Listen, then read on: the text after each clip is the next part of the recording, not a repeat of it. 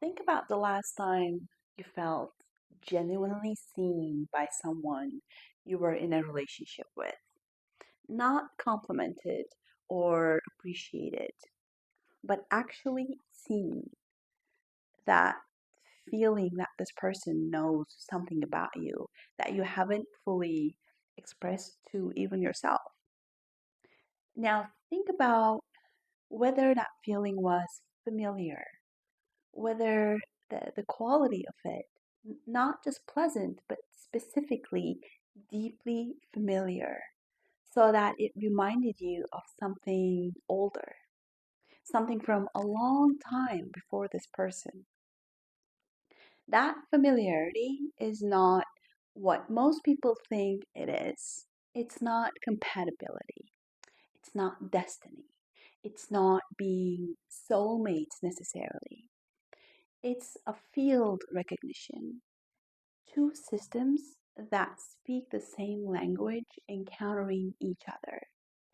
And the language they share was written long before either person showed up. That's what I want to look at today. Not why you're attracted to who you're attracted to, but what is actually happening structurally when two people's fields meet. What gets produced between them, and why that's a completely different question and a much larger question, actually, than whether the relationship is good for you. In systemic constellation work, when two people form a significant relationship, their family fields come with them. The partner you choose isn't only themselves, they're carrying their lineage's unresolved material, their inherited loyalties, their family systems, established relationship with love, power, money, belonging, and you're carrying yours. When these two fields meet, what gets activated between them is determined by the interaction of those two systems, not just the individual characters of the two people. This is why the same dynamic can appear in radically different relationships with radically different people.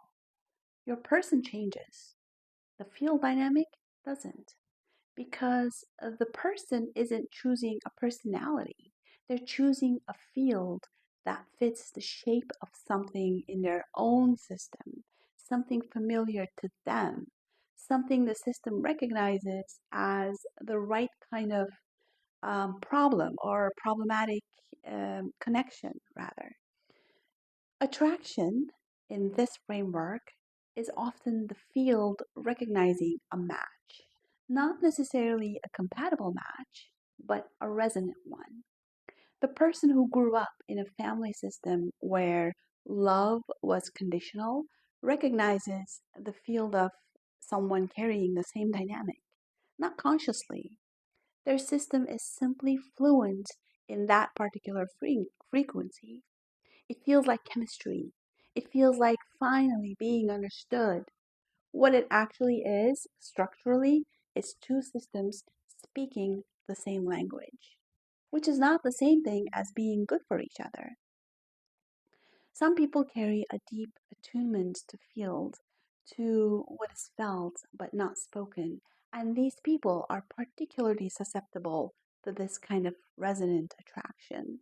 The capacity to feel another person's field with accuracy is a genuine gift.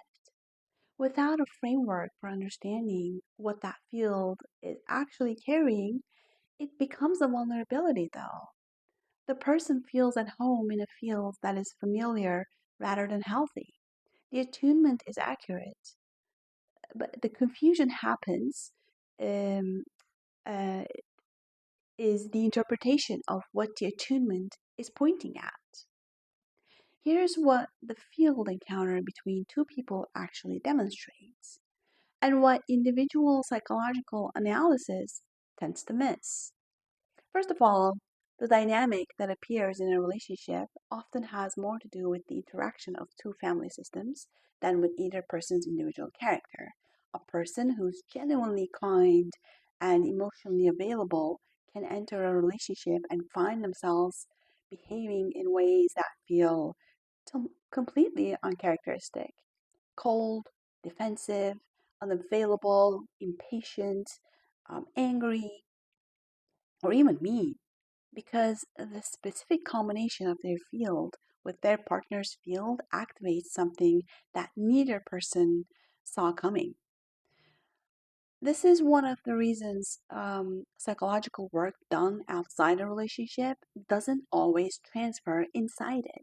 The person can develop significantly as an individual and do real work on their attachment, understand their patterns, and find that in this specific relationship with this specific field combination, the old dynamic comes back. Not because the work wasn't effective, but because the field between these two specific people is generating something that individual work doesn't address always. Second thing is every relationship has a composite field, something generated between the two people that belongs to neither of them individually. It has a life of its own. So, in Sufi understanding, for example, a genuine relationship isn't just a transaction between two selves. It's the creation of a third thing, a shared field, a shared orientation towards something larger than either person.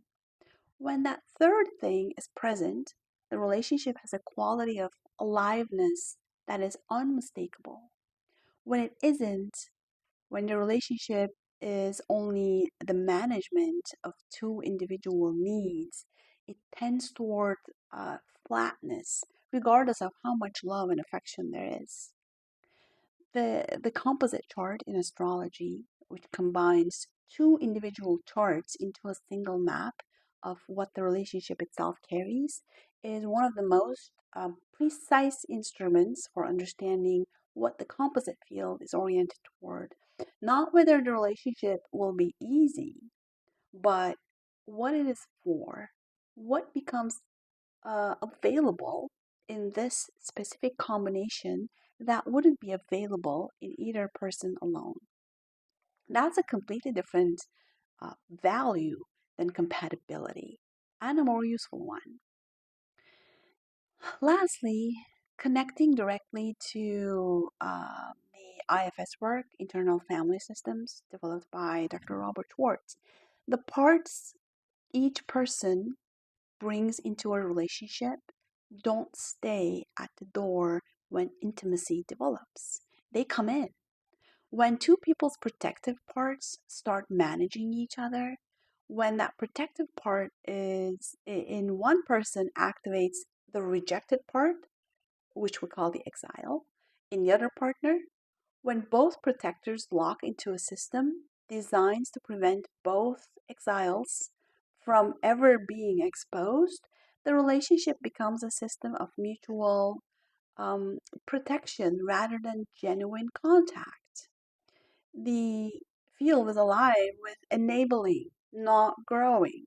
The actual people are not even present. What changes when the relationship is understood as a field encounter rather than a psychological dynamic between two individuals? First, the question asked of attraction changes. Instead of, is this person right for me? Which is usually answered by how familiar the field feels, the question becomes, what is this field producing? What does this combination generate between us? Does the relationship have a composite intelligence that is worth being in contact with? That question is a lot deeper and harder to answer than chemistry. It requires time, honesty, and the willingness to pay attention to what the relationship actually produces rather than what it felt like in the early stages when the system was flooded with recognition, so it was familiar and comfortable. Second, the family field work becomes relevant in a new way. When a person understands what their family system has established as its relationship with love and intimacy, and can see how those conditions get carried into attraction, they can begin to distinguish between what feels familiar and what is actually generative. Familiar and generative are not the same thing. Familiar alone is just the family system reproducing itself, not the relationship the person actually wants. Going back to the Sufi understanding of love, um, at its most developed, isn't about two individuals satisfying each other. It's about two people whose combined orientation toward the real purpose produces a quality of contact with the divine that neither could reach alone. That's not a romantic ideal in the sense that we generally understand what romance is. It's a structural description of what a genuine composite field can generate when both people are actually inside it rather than managing the appearance of being inside it. So, in conclusion, you're not only choosing a person, you're choosing a field. And the field between two people, what it generates, what it makes possible, what it keeps both of them from, is the most important thing about a relationship that almost nobody examines before they're already inside it. I'll see you next time.